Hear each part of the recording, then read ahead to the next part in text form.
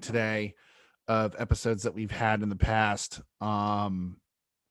So we're getting there, slowly going live to YouTube. Okay, are we on?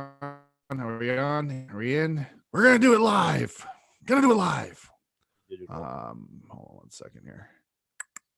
Hello, everybody. Welcome to. Hello, everybody in Instagram land and YouTube world. All right, we are live on YouTube.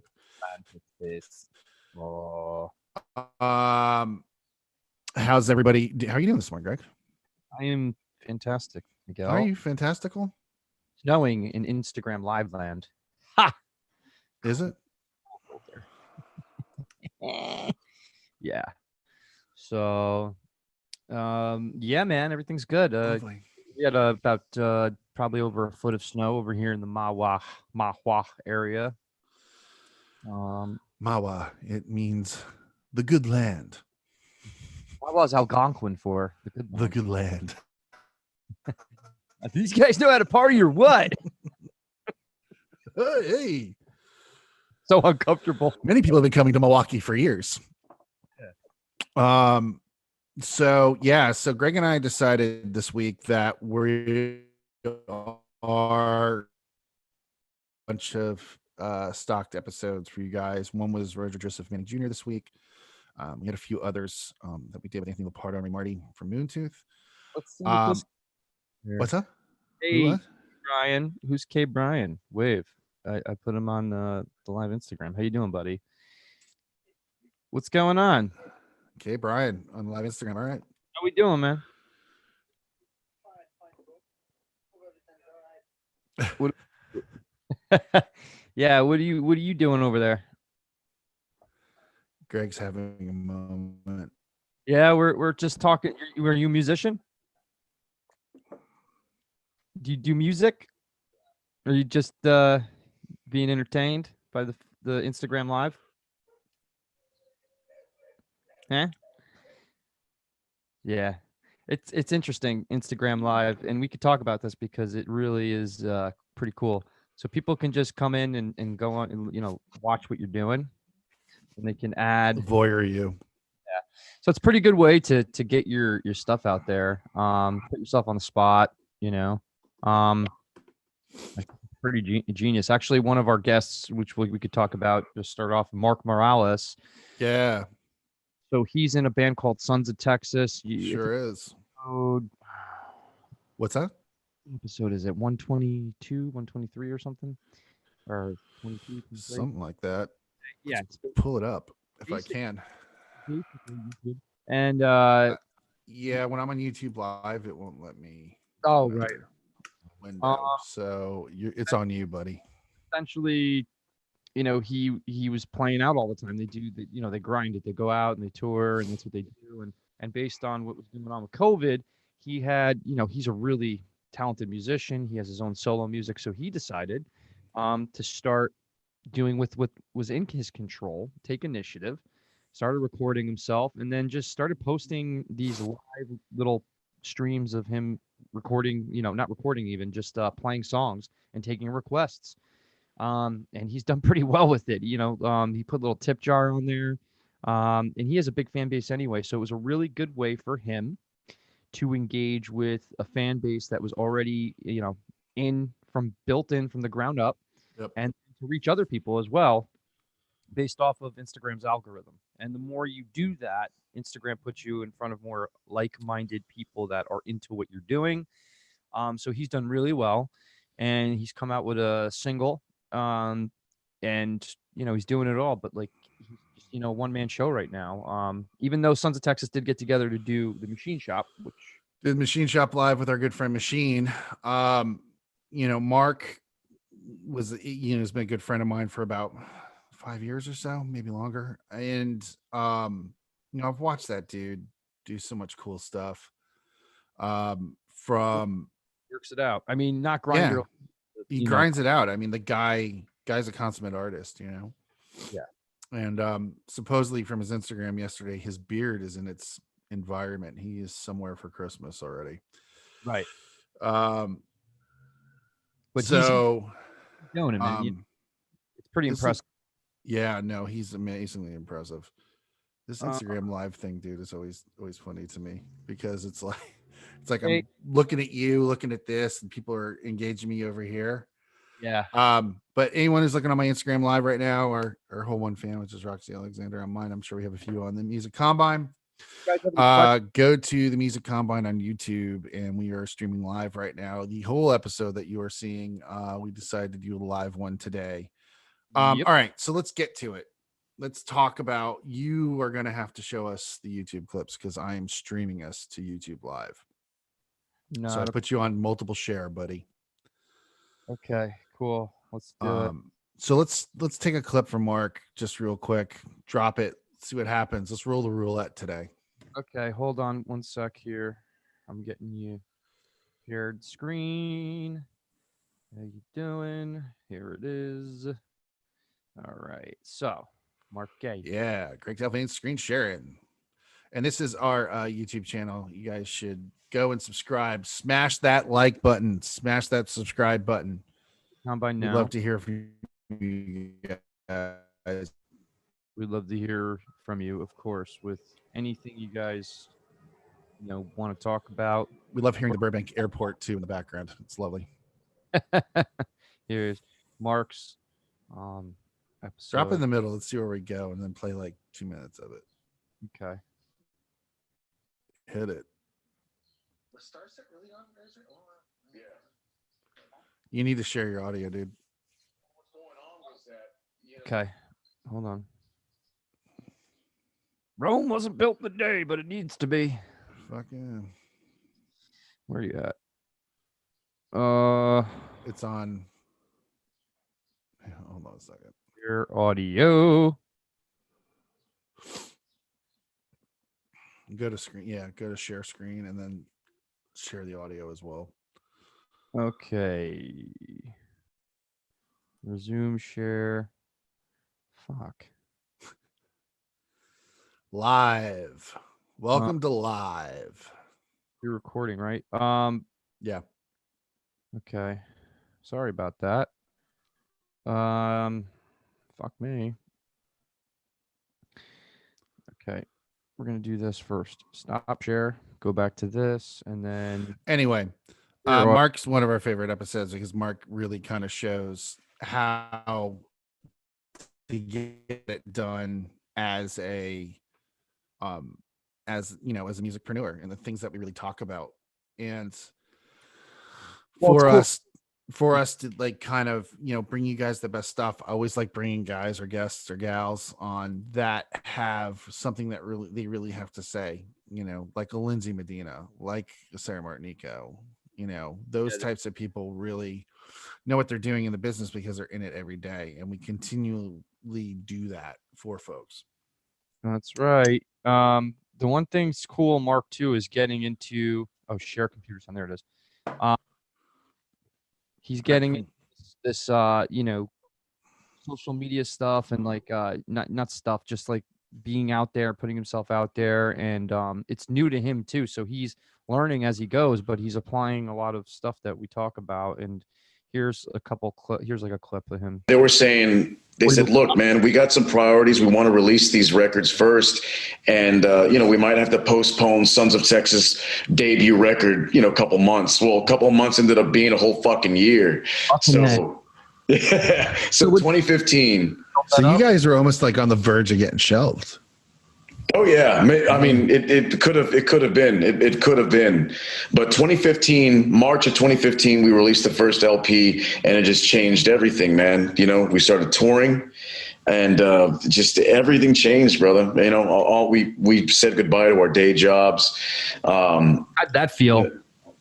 It felt fucking awesome. Like, seriously, come on. This job and shove it. It's like, hey man, look, I mean, as much as I really, still today, it sucks not having a set paycheck. Okay. It does. It really fucking does. But it sucks more. There was no way in hell I was going to keep doing this fucking dead end fucking soul sucking job, for any longer, man. You know Right. what I mean? Right. I completely agree with you, and I'm sure a lot of other people would, but it takes fucking balls. And It does. It does, man. It was scary, brother. I'm not going to lie, Greg. It was fucking scary. All of us were scared, man. All of us. And let's tackle that for a second. I don't know where, we talked about him doing what he's doing, and obviously he said that somewhere in the interview here. However, it's quite impressive. When you take the leap from having a full-time job that you really don't like, and then going all in with your craft, and that's where we were in that part of the interview, and that's a really crazy place to be mentally, because listen, this guy's not just a single dude. He has a family. I think he has four kids. He's been 4 married kids. a long time. He's a dedicated husband. Great dad. Great dad. And I love how he puts his kids on the on Instagram. It's funny. They like just throw shit at him while he's playing. It's funny. But yeah, man, it's like when you have that much responsibility, generally, logic, which isn't really logic, because you're not listening to your emotions. You're you're doing what you think is best for your family, which it might be for the temporary part of your life, but you're gonna have resentment for not taking a chance sooner. And he's pretty young, but he put it all out there, man. And what they did is they were a band from Sons of Texas, is Rio, Rio Grande Valley. Rio Grande Valley, McAllen, Texas. And they just basically hustled and hustled and hustled and played as much as they could. And there's only so much of that you can do now, or when you don't have the right support. But they did that, and they built up a really nice fan base. Great band. And then basically when this happened, he had to pivot, and he's doing that. He's been doing it, and he's adjusting very well. So if a guy like that, who has a particular situation that is very, very heavy, probably has a great wife, support system, is there for you like that, you got to have those things in place, because if those things are not in place, you're going out on the road, or you're doing what you're doing, you're gonna eat, it's gonna eat you alive, because it's what's interesting about that point is that I had a friend yesterday, a friend of the show, but I'm not going to mention who it is. So him and I were talking about, just stuff in general, that and all this stuff. And he basically was telling me like how, in his semi-adult years that he's been alive, he's never had someone who has supported him the way his current girlfriend does. And there's situations, his house recently had a pipe exploded. He was living with his girlfriend. He's been staying with his girlfriend. And he said that, like, he literally will be writing at her apartment because he's staying there. And just, whereas most people, and, I just feel like, a lot of people in relationships are super needy when they go into them. And, and we've all had our fair share of those. And, this one he was saying was the most different, because the thing is that we're getting a little interruption from what? Rose, We can't. Yeah, okay, that's fine. Let it roll. It's live, dude. Let it roll. Let it roll. Yeah. So anyway, the thing, his point was that he finally found someone who support his situation. She's like, had written today, like that kind of support. I'm a big fan of not being in relationships just to be in a relationship. If you feel lonely, if that's your situation, you need to figure it out. Well, that's the thing. So if you need somebody to make you happy, that's a whole different level of suck. Yeah. Meaning that, you need somebody's approval to be able to do what you want to do. You should make yourself happy. Any relationship should be just icing on the cake and propel you that much further into your purpose, fulfilling your purpose. And if that is not the case, then maybe you shouldn't be with that person. Some people have that egoic, addictive person. Actually, not some people, all people. We have it. I've been in relationships where I stayed because I was used to it, and that's all I knew. I didn't realize how bad it was for me until it was bad, where I had to get out of it. And you may be in a situation like that, and you may not be in a situation like that, and you may want some type of relationship with somebody. The only relationship you should really be focusing on is the one with yourself. And again, the common thread through a lot of these episodes is that these people that we interview, these credible guests, have all been through that adversity mentally, career-wise, and it's not easy to overcome. But if you stay vigilant, you will overcome. So that's that episode. I was going to ask you, so many. I would say let's go to you reposted this today. Was the one thing from my friend Jonah Nimoy. With musicians are going through a hard time right now. Oh yeah. And maybe you want to say, hey, can't make it to the go to our Instagram and look at this post. It's hilarious. Yeah. You know what? Let's do a State of the Union. Let's kind of talk about the publishing conversation again. I think it's one that's close to my heart because I work for a publishing company. Definitely. No, we've discussed this throughout the show. So yeah. Let's do a little State of the Union one quick, and then we'll get back to artist stuff. Let's look at Universal Music Group. You see the one on the top there? Let's look at that one real quick. December 14th. This was last week, and then let's just play a little bit at the beginning. Okay. Because I wanna there's a point I forgot to make in here that will expound on the story a little bit. Okay. About Orrin Hatch, the senator, and why for 20%. Boom. That's right. We all love our and the history of why selling your catalog and the way you're taxed from it and where it came from. So here we go. As everyone knows, it's been in the news. Bob Dylan has officially announced that he's selling his rights in perpetuity for anywhere. It hasn't been stated how much, but anywhere from 300 to 400 million as of Friday. Mm-hmm. So with that said, I read the Wall Friday. Street Journal article. And with this said, what happens in this situation is if you're big enough and you have a catalog, let's say, and probably most of our listeners are not Bob Dylan.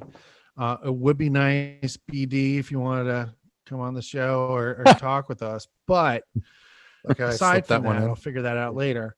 You see the price hasn't been revealed. With a spate of similar deals, incentives of encouraging transactions. One, he's later on in life, for starters. He's 79 years old. Yeah. His taxes on his current catalog, if he still owned it, would be like normal. All right, income. stop it So right he would there. Pay anywhere from. Stop it. Stop it right there. Stop it. All right. So the thing about the taxes is this. There's a senator named Orrin Hatch. He's a Republican senator from Utah. Mm-hmm.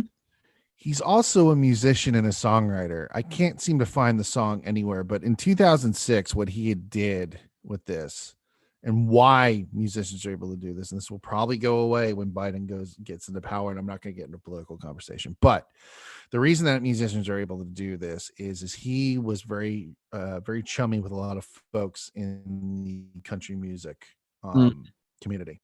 Mm-hmm. And country music thrives on publishing. It's a thing, so he figured out a way, and he sponsored a bill that basically said, well, if you sell your whole catalog, you only pay 20% on tax on those proceeds.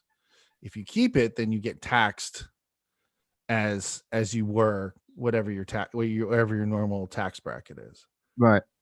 So this guy, Orrin Hatch, I want to find this song so bad, but supposedly he wrote this like country love song. He's a piano player. Right. That he sang. And it's nowhere he's an artist on Spotify, but he has no songs underneath his profile. He's a rogue artist. Yeah, it's like a rogue artist. But anyway, he's written this song, and I mean, he had like press releases about it and everything. Like when I went and looked it up. Huh. Oh, that's interesting. So I don't know. It's just always funny to me when people, a bill that's gonna support their best interests. Yeah, I mean, it's a bill that supports especially musicians, their best interest. But the thing is back to it. It's like when I've talked to hedge funds and stuff on Wall Street that do intellectual property stuff, they were always saying to me, "Oh yeah, we do it to structure a better tax benefit." And I didn't know until I actually read these articles why they were saying that. I was like, "Oh yeah, Let me okay, cool. It's a better tax benefit." conversation for a second. This is Yeah. very interesting. It doesn't have something to do with taxes per se, but it has something to do in addition to having an LLC. Yeah. It's something we don't discuss enough of. Maybe I'm not trying to tell you or give you lore. Do not give advice, but yeah. This is something that I did, which is definitely helpful that you could do if your band's an LLC. Okay, before you start that one, let's just say this. If you need help tax wise, business wise, please seek out a professional CPA in this situation. I'm Keep going, Greg. I'm actually taking this from a CPA, so I'm not giving advice. I'm just telling you what I did, and if it resonates with you, you look into it. That's all. When you form an LLC, there are specific grants you can apply for with this coronavirus pandemic thing, and you probably qualify for it no matter what situation you're in, even though you're not profitable. Your first 2 years in business, you still qualify for these other initiatives that put you in a certain category where you do qualify. Maybe it's not for a huge grant, but it could be a couple $1,000s that you can use to pump into your campaigns and your marketing. It needs to be accounted for, and you need to show what you're using that money for. However, nice boost, and I think it's like starts at 5K. So like you can get that money, put something really cool together where you have your music recorded and you release it, and then you could start putting some serious and specific ad spend and budget towards pushing your new music. And there's a bunch of courses out there that I always talk about, but the couple that are really good is Entrepreneur, and what is it, marketing, a Jam Mob. That guy's really good. These guys talk about building your own landing pages to give away a song, to get somebody to opt into your landing page, to get them on your list so you can market to them on a regular basis. When you have the right funds in place and you're able to use them accordingly, and not just making up and winging it, because those dollars go very fast if you don't set it up correctly. And guys, this isn't rocket science. Like literally, you can look this up and you could see exactly how to do this. Whether it's a like campaign to get that social credibility to show that you are in demand, or it's to get more website visits to your downloading of a link of a song. Give away something to get something. You give. Hold on a second. Go back to the LLC thing. So Yeah. how does that benefit the musician?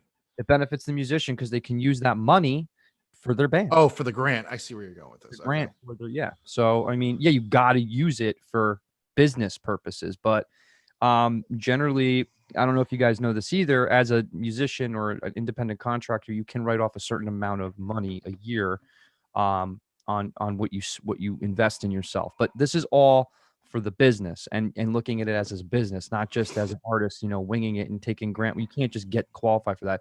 But if you get an LLC in New Jersey, it's about $150, and you form that, and then you start putting all your expenses underneath your LLC. And that's just a little bit of advice from something that I learned this year, actually, and it's helped immensely in my investing in getting this off the ground correctly. Again, this is something you look into, but it's not. It's common knowledge, actually. It's just something that a lot of artists don't even pay attention to because your head is in creating, which is understandable. But you want to also create a nice foundation for yourself to get a nice launch. So when you put out your songs, you're actually working towards something, not just pissing in the wind. Yeah, totally.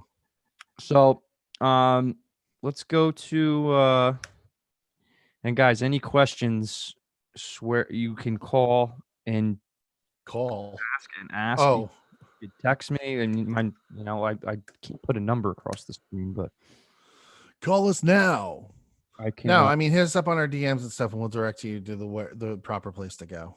Yeah. So this is very interesting stuff because there's so much you can do, and you don't even realize it. You're at the end of the day. So that's a little bit of information there. that I think is very valuable. Sure. Because you got to look at this as setting it up correctly. And I know you may not be profitable right now, but if you set it up right, you're on your way. You can actually account for all the things. Well, that I mean, the thing is then you're able to really, benefit from the fact that you are, being a professional person essentially in field. Yeah. And, with that said, you want to be as much prepared as possible. This is the one thing. And guys, again, if you don't know a little bit about my background, I came from the music business as an engineer, producer, and touring professional. I went into the financial services field at the age of 39. I'm 46 now. Hold on. It says my connection's unstable. Hold on one second. You hear me okay? I can. Yeah. Okay, great. And so what happened was I decided to take a career path change, essentially, just because, not that things weren't working out. I needed a break. I was very burnt out from doing that job. So I put it down for a little while. And now I'm back. But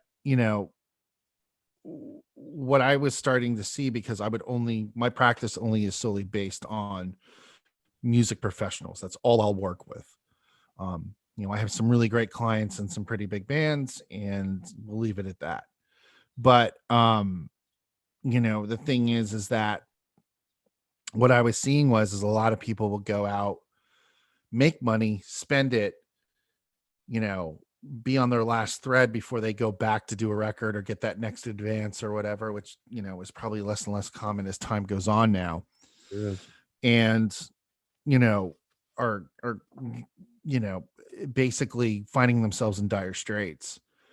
And the thing is, it's the famous saying, you don't fail to plan, you plan to, if you don't plan to not fail, you'll fail to plan. It's something of that nature. You plan to fail. Yeah. If you fail to plan, you plan to fail. Thank you. And that's important. I'm not a wordsmith like Greg. But the thing is that you have to literally, don't believe the bullshit of this world of taking credit cards out and financing your career. The second you take that situation and you start putting your band's tours on credit cards and this and that, unless you have the money to pay for it, then that's fine. But the thing is once you start putting yourself in debt, you've now taken power away from the control of your future, because the thing is now you owe someone money, and they have given you the chance to finance your situation. Not only do you owe the money, though, you owe the interest on it too. So yeah, no, I mean, in general, dude, it's basically slave. It's another form of enslaving. If you're not fiscally responsible. What's up? It's another form of enslaving yourself to another man. Exactly. Which will eat at you and cripple you. So these things are just things that you could do.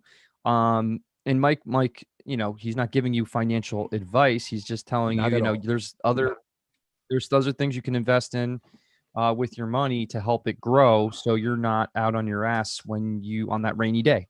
Well, it's not even so much making your money grow. It's basically so that you can invest in yourself the proper way.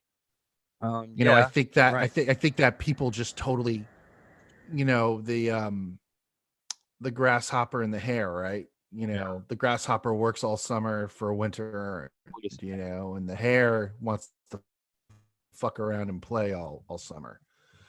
And the thing is that what ends up happening to the hares ends up dying in the snow, whereas the grasshopper's warm during the winter time and has enough to eat. Right. My point to that is out of Aesop's fables, my point to that is that you have to, you really you have to plan. I love Brian Sow, one of our guests. Brian and I got some things going on that I can't talk about yet, but that are upcoming in the next few months that are going to be pretty big. Actually, pull up that episode. Brian's great because I got an email from him this morning with a blow by blow of how everything's going to go down. He's a true business person, and he's really smart about it. He's really smart about it, and he kind of, he just not even kind of, he does. He gave me literally the most professional brief I've seen from a musician ever. Yeah. He's freaking amazing at it. Let's talk his episode or the State of the Union one. Do either one. I think he's Union. really.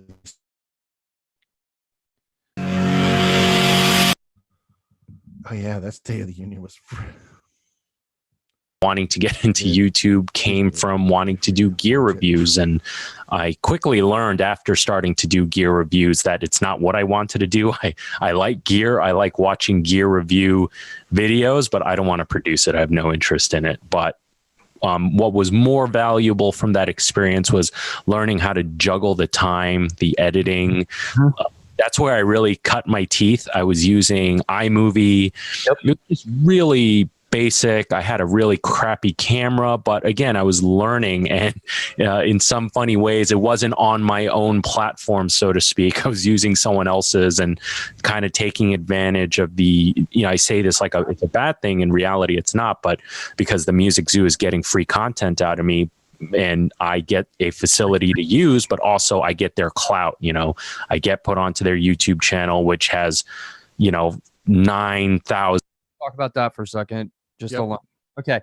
So Brian was doing some gear reviews. He started out doing videos of gear reviews because that is a great way to put out content that's relative to your brand, relative to what your world is, your ecosystem of what you use. And he's a gearhead, but he said one thing that's important is he didn't want to get stuck in that just doing that. And what I was going back with him as is like, hey, Brian, I hear you, however, that is a great idea because it allows for evergreen content. So once a week, you could be putting out. First off, if people don't know, and I mean, it's a pretty common term, green content really is. Evergreen content. I think you say it all the time, but yeah. Use because I didn't know it was until you started mentioning it. Oh, really? Okay. Yeah. So explain what it is. Evergreen content is something you can use on a regular basis. So if, again, I'm going to use this as an example. I'm a drummer, Tama drums, right? Zildjian cymbals, Vic Firth drumsticks. I'm putting out a review on Tama. Like I love my Tama, Star Classic Birch Babinga.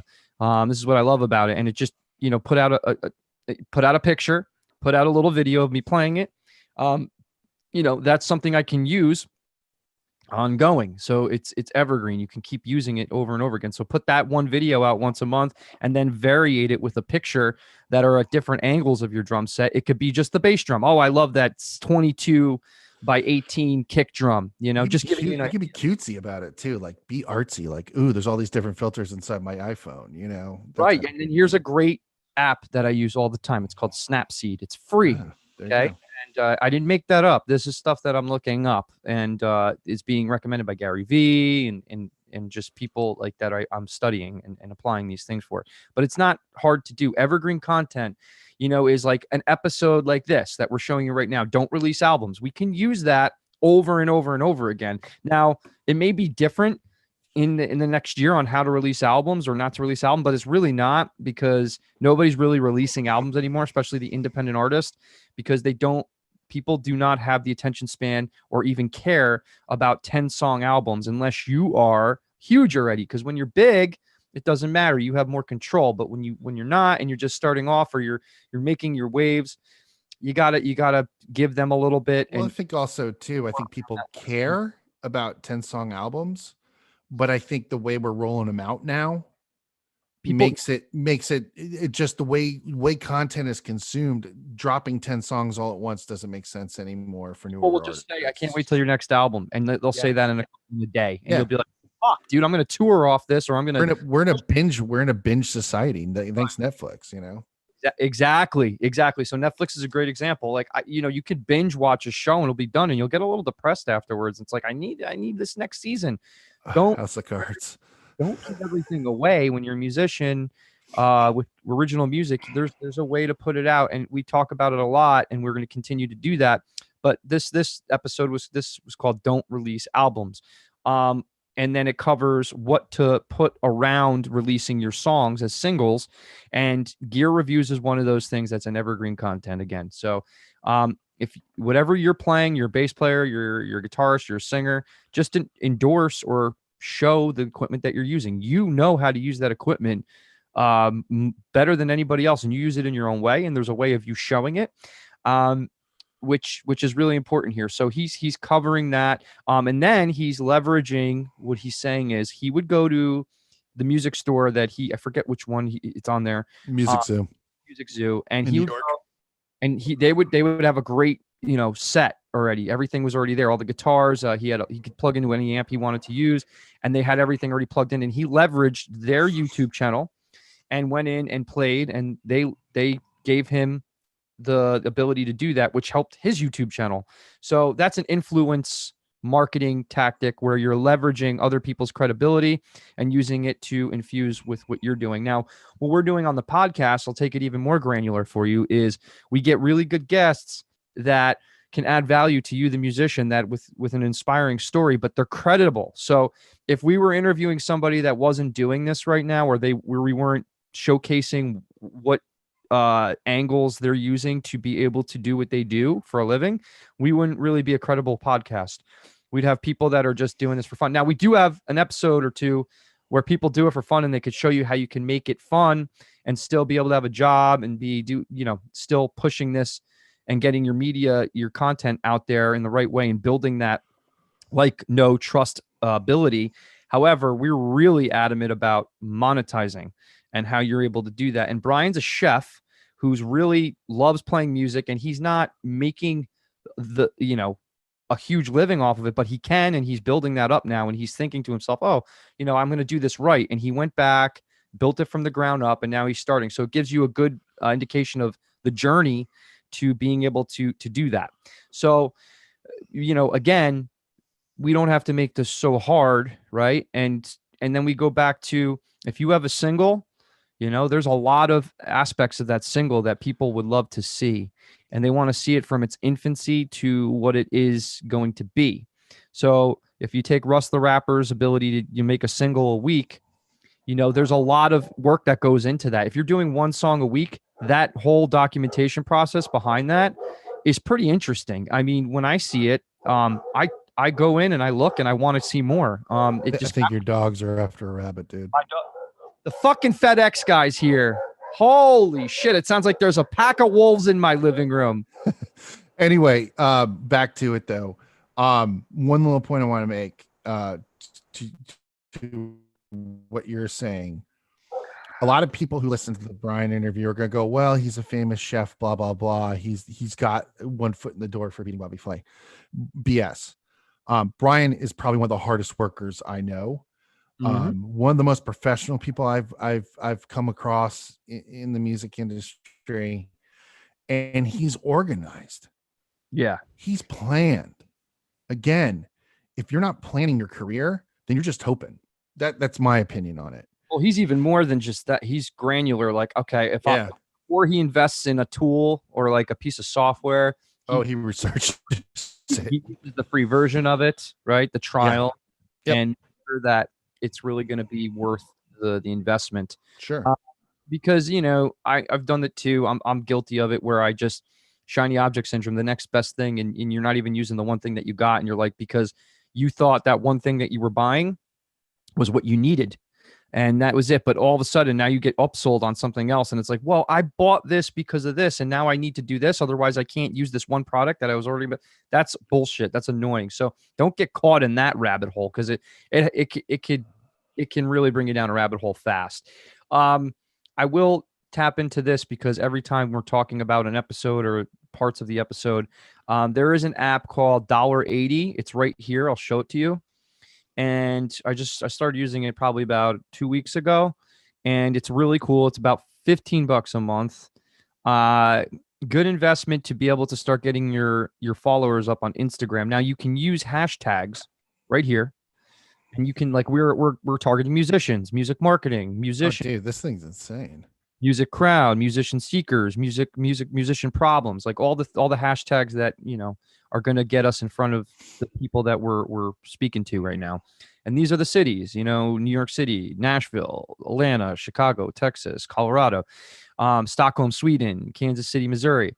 these are the profiles that our competition, you would say, is, New Jersey Hardcore, New Music, Adam Ivy, Manifest, Jam, Mob Social, Damian Keys, Machine Shop Live, Universal Music Group, Entrepreneur. And what you do is you just go on here and literally I go in, I see the top post for the day. And this is exactly how you do it, guys. I mean, this is like, there's no way around it. You got to start doing this. And I didn't do it today yet. So this is a good example. Here's a guy playing guitar, right? He's Japanese. That's okay. We want everybody. You could put, let's see, guitar player, guitar musician, Telecaster. I love the Telly, right? Ooh, look at you. Look at you with the short speak. I love the short speak. It is way to abbreviate, bro. Dave. Now, A brev. Now, look, I don't want to follow this guy per se, but I can like it. And and then I go to one of his other pictures, 3 comments, right? And then, and that's it. Ooh, very mysterious. Right? Post, right? Look at this guy. Rocket, brother. Wow, you really just brother. Brother. And that's it. Now I go to the next one. Let's see who else is. Who's this little? Hey, and explain one thing, dude, because your now former band was really against this. And against you using emojis is what I mean. Not against this. Yeah. Process. Well, explain. Okay, so it's statistically shown from Office Space. It's statistic. Yes, thank you. That more Michael Bolton. Yeah, Michael Bolton. Celebrate the man's entire catalog. I do too. So basically using Bitmojis, emojis are more likely to get you views. So Right. I didn't make that up, but I was in a band that was like totally against that, and they were against anything that I did anyway because it was me applying these techniques that we talk about. And basically, it's a technique. You put these emojis in your post, and you'll get more views. It's just statistically shown that you'll get more views with more captivating or engaging Bitmojis or emojis. That's all. It's pretty simple. So, you could just put fire or a heart or wow or whatever. But like, this is a great shot. Like, great, right? Shot.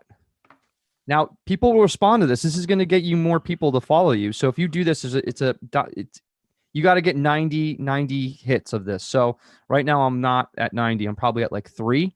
But you work that up. You do that for a half hour a day. You watch how a compound interest works for you, because I'm getting a lot more engagement. See, I love her picture she has here. Like, if you look at it, if you're watching this on YouTube, you can see what I'm talking about. But see how she has one shot of the studio, she has one of a single release, and then she has one of her for a Christmas record. Yeah, that's a great diverse, and Ibanez is spelled with an A. There you go. Ibanez. There you go, buddy. That's a great way to basically a variation of what you're doing. So nice now she's in the studio rocking the Ibanez too. That's a nice IB. What is that, Mike? Oh, I don't know, dude. That's got to be an RG something or other, like 540 or something like that. Yeah, you go, girl. Oh boy. Love that faded wood. There's a few of them now. They have a Strat model that the guys from Polyphia play. Nice. And I think the guys from Sean play it too. That to me, like I still have my look at this. She has a little the gem. I have a 777 gem from the early 90s. That's, my parents gave me for Christmas in high school. Nice. And the guitar then was probably worth $800 brand new. Yeah. If you resold that guitar, it's about $3,000. Really? Yeah. So like some Ibanez's rehold their value. Mine's the Vi model, so that's why it okay. holds its value. But but the thing is they make a decent instrument, man, depending Well, on what you get. That aside, Michael, they do make great instruments, and there's a lot of I don't companies. like their basses, but I like their guitars. Okay, the basses are cool, but this picture, she has a shot, right? See, we're talking about branding, giving more dimension to just putting out your music. She's showing a picture with her puppy, and she's showing a picture. Time. Then she's showing her album being out, or a single. 22, her single, not her album, her single. Yeah. And guys, what that does for you is takes a lot of pressure off having to make an album. I mean, batch out the songs like we do with podcast episodes, except for this one because it's my fault. However, if you have a bunch of songs, I like how you threw yourself under the train. I will throw myself under the bus. Would have you airplane, airplane, bus, transportation. If you have 10 songs, just record those 10 songs and then take that one song, right, and then start marketing around that song, and whatever that song's about, whatever those lyrics are about, use those lyrics, use other forms of thought that relate to those lyrics to around that song.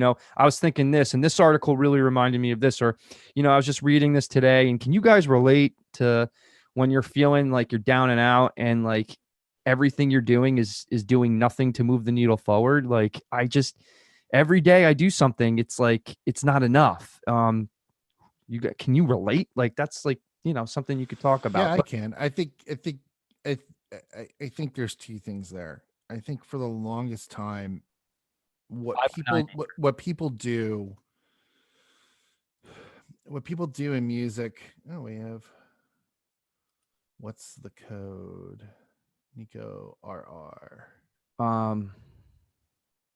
What's the code? This guy just said something in YouTube. I'm gonna answer him back. The code. Yeah, I don't know. Someone's trying to probably get on the Zoom, but we're not letting people on the Zoom. So basically, if you sit there and bereave and why don't I have this and he has that and right.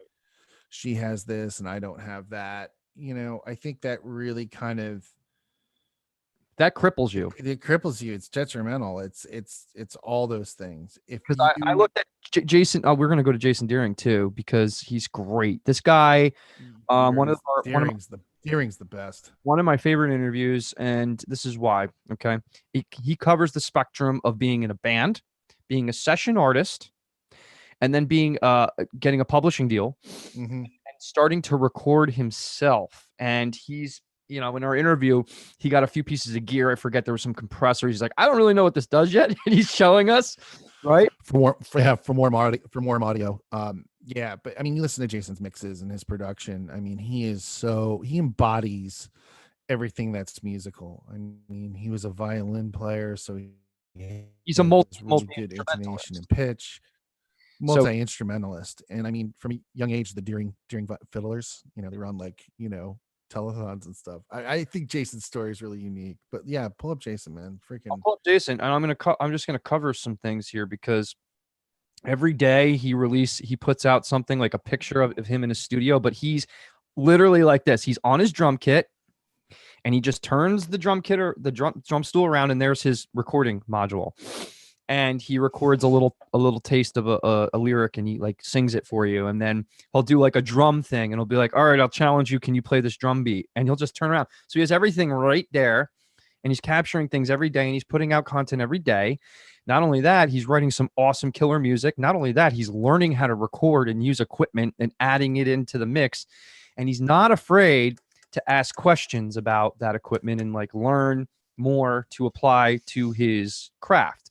So you got to be willing, again, to get out of your comfort zone to the point where you're uncomfortable and you may be frustrated, but hey, man, listen, you're putting the effort in, and that counts for a lot, because what you may not know right now, you'll make that up in the time that you do learn it. For all the time that you didn't know that one thing or how to do a crossfade on GarageBand or Logic, you'll learn it, and now you get 10 steps ahead from that time that it took to learn that one thing.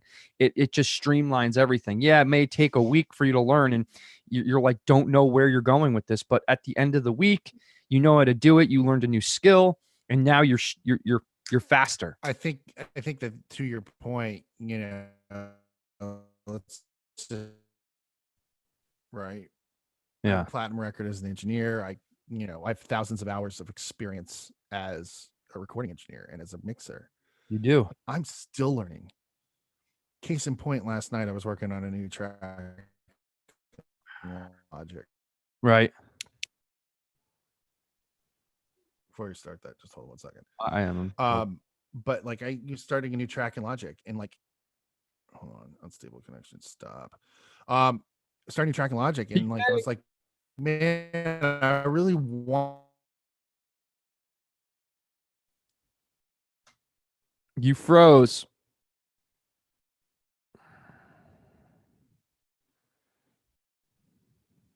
Hello.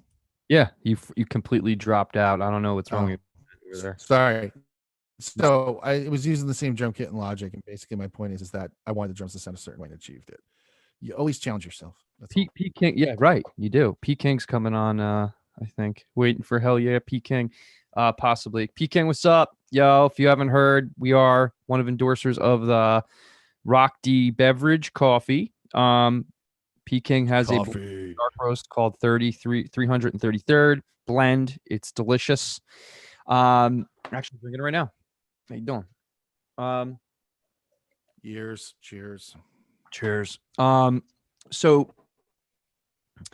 So yeah, so essentially, like, this is like Jason. We call him independent musician, right? Violin. So that's the first instrument I started on. Leopard print robe in this, or is it? What? And then after that, we just kind of all naturally branched off.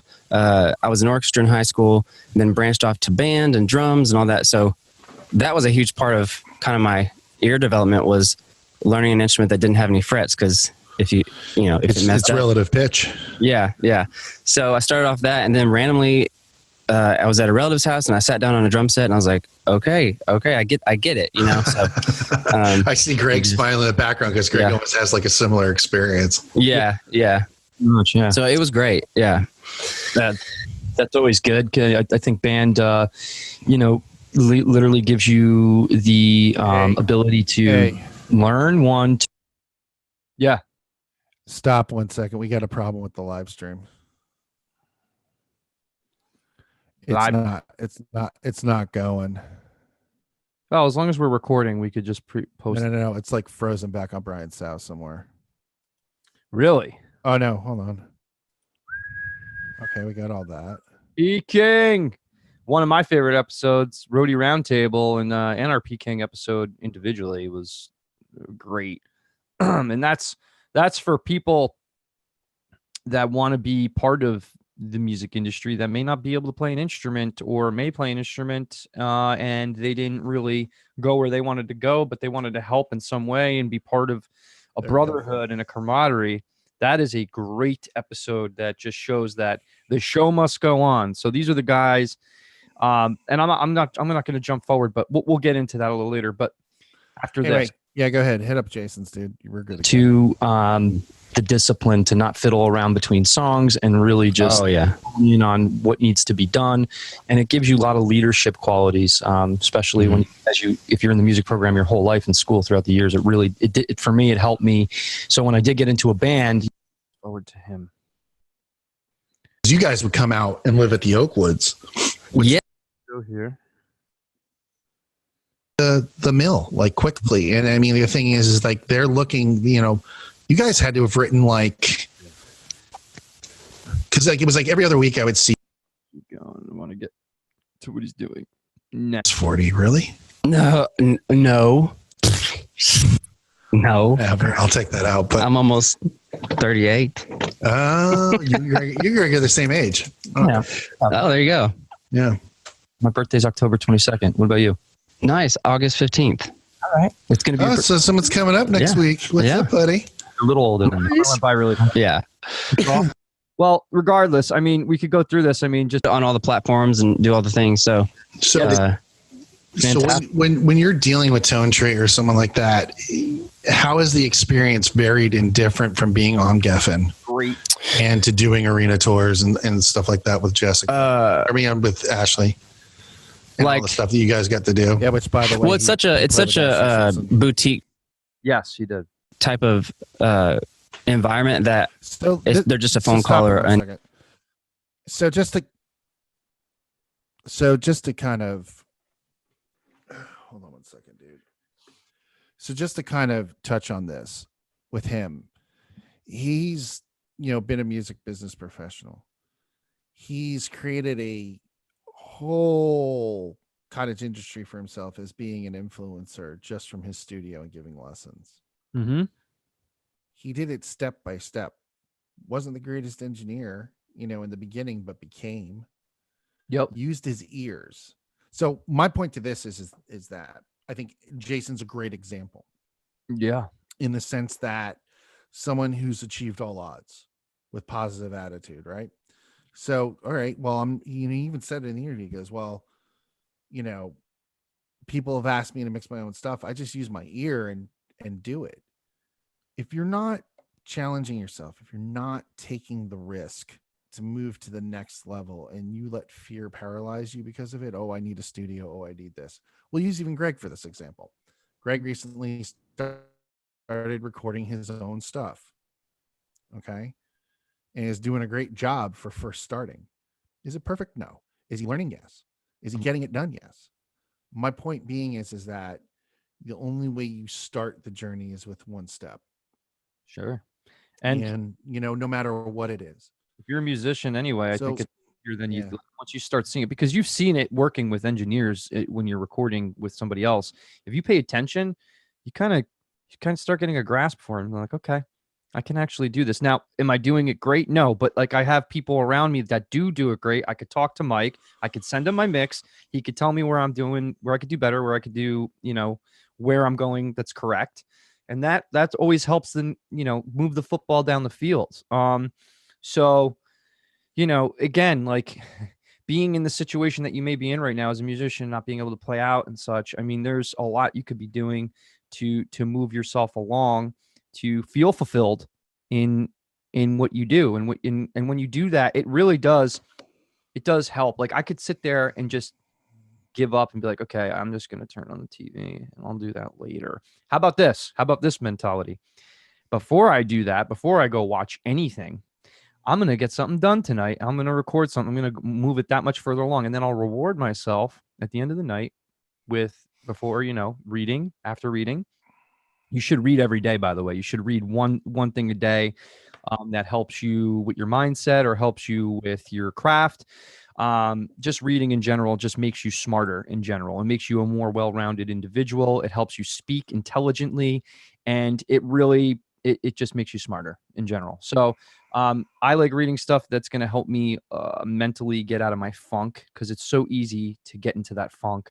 But when you do put your effort in there and you put something down, it feels really good, man. It feels good to get something accomplished and document it, and then have something, put one thing out from that experience. Just one thing, that's it, and it shows that you did it, and that's still content. But then you have other things batched out for later for that song that you're working on. You get it? You get what I'm saying here? I'm going to keep hammering it home because it's fucking important. You're doing it. You have the camera set up, press fucking record, get some fucking takes, B-roll, behind the scenes footage. Now you have that, and you can use it later when you're putting out that song.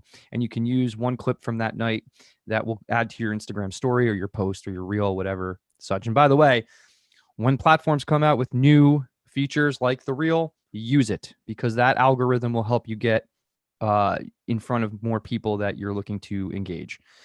Okay, so and then Jason, the other thing with him is he has a publishing deal where he's basically writing songs, and Tone Tree, right? And they're in Nashville, right? I believe they're in Texas, actually. In Texas, okay.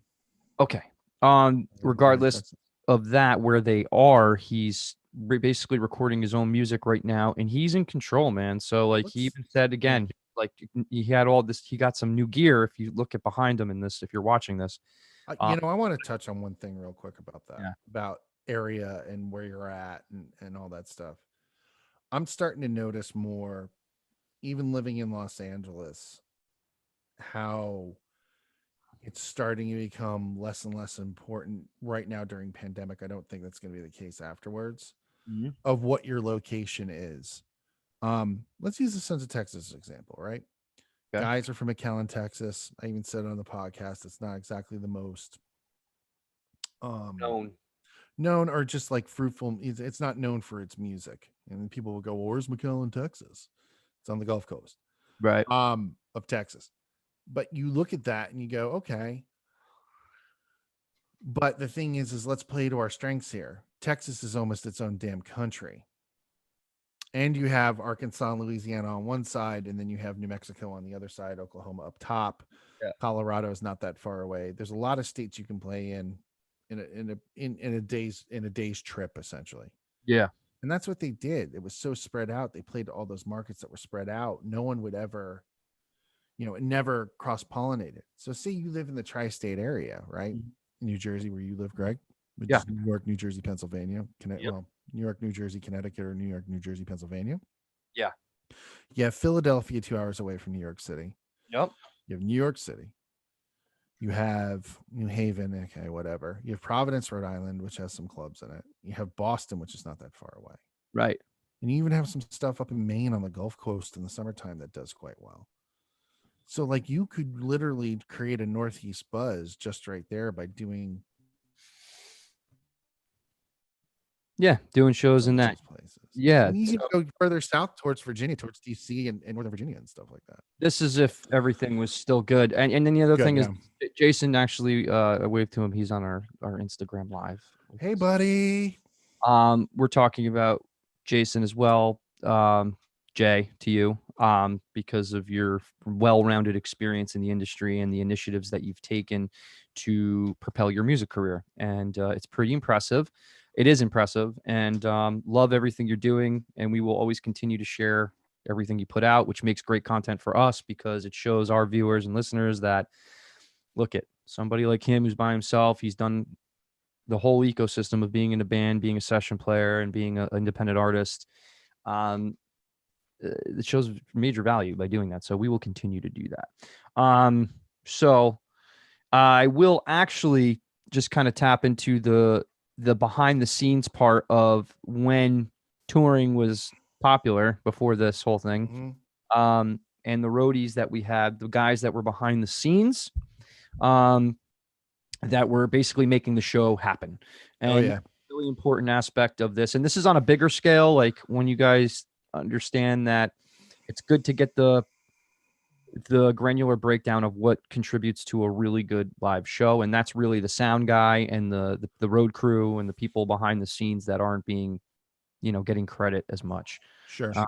But I know there's a real good understanding of the excitement that a show brings to being able to put it all together, the finished product from the infancy of getting to the actual round table. Right. Round table. Yes. Round table. To where it needs to be. And that fulfilling feeling at the end of the night when that show actually happens. And these guys here that we interviewed are some of the heavy hitters in the rock and metal industry behind the scenes. And they're, right now they're out of work and, they want to speak, they want to be heard. So they're a bunch of fun guys. Mike knows each of them. He got them. It was quite an experience. I think we had 8 or 9 of them. Pretty crazy interview. It was a lot of fun though. We were seeing and getting out there and capturing some stuff. But I've been pretty good because I didn't think I thought I'd be worse off because I do a lot of shows, but I've been okay with it. It's not like I feel like I'm missing out because nobody's able to do anything. So I've just been able to shift my thought process and going, hey, it's not like I'm home and I can't go out and see these shows. So it's been a little bit better for me.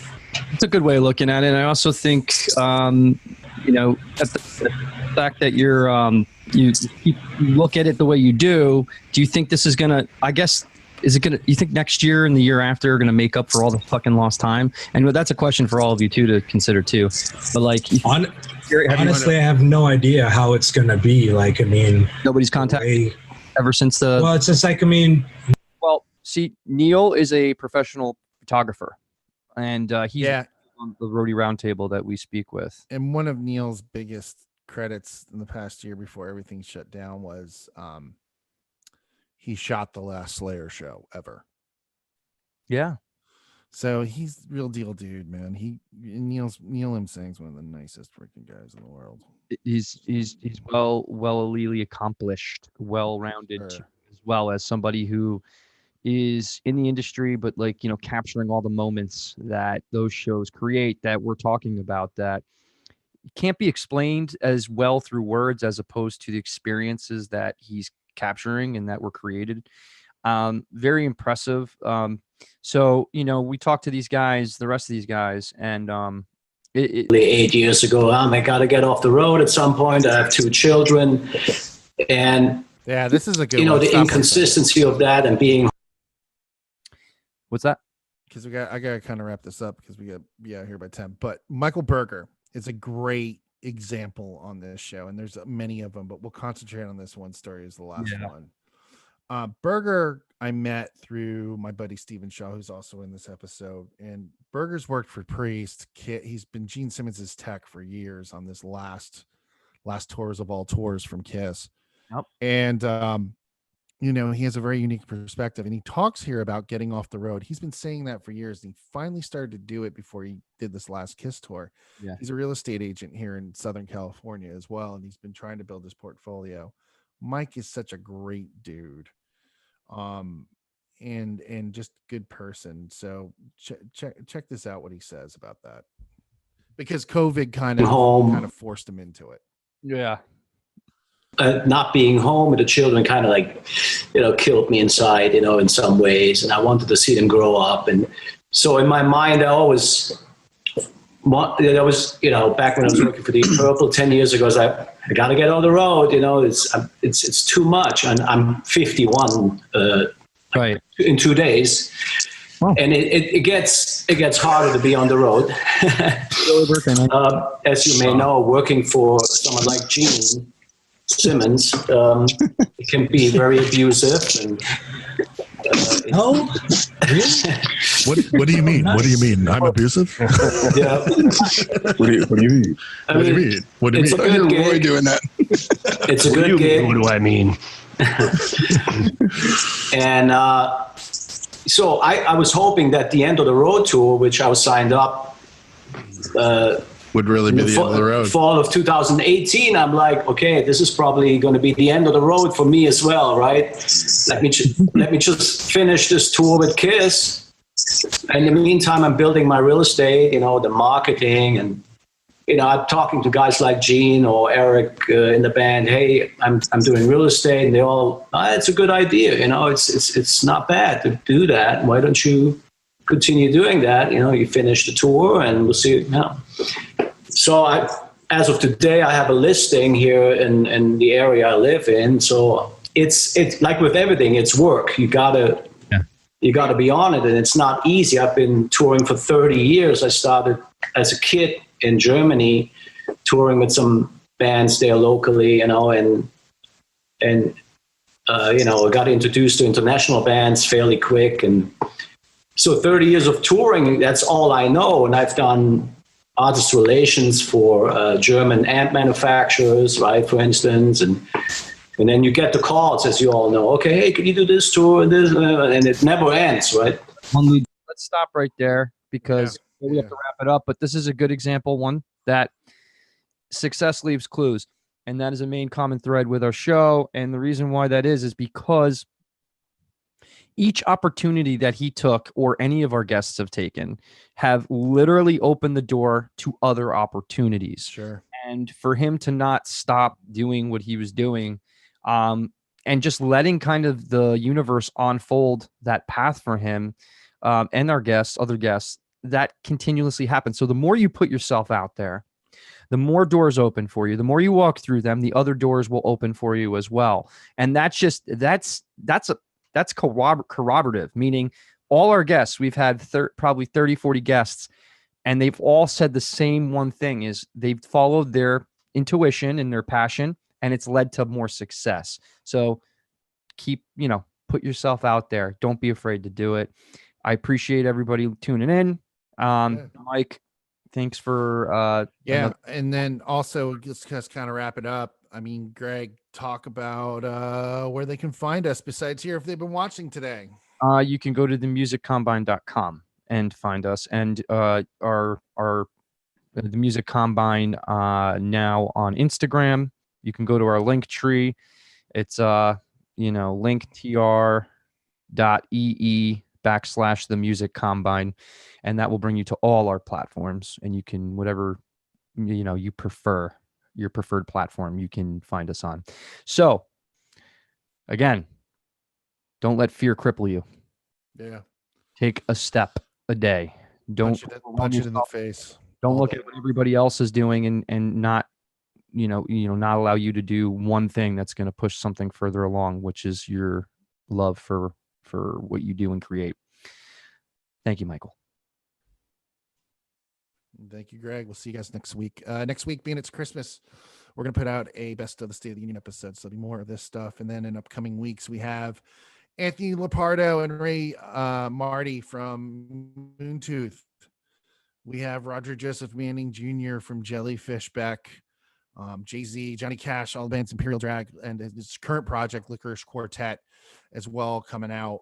And on January 21st, so we're going to be releasing that episode soon. That was an amazing episode. That was like talking to Yoda. Yeah, because he's such a brilliant musician, and he's a little bit older, and he's seen so much and has done so much. So I think you guys are really going to enjoy that episode. I know I did. He's one of my favorites. So. I sure did too. I didn't know what I was going into, but it was very interesting on every level. So yep, we'll see you. So anyway, guys, have a great weekend. Have a great week. Have a Merry Christmas, and we'll see you next Friday. Peace.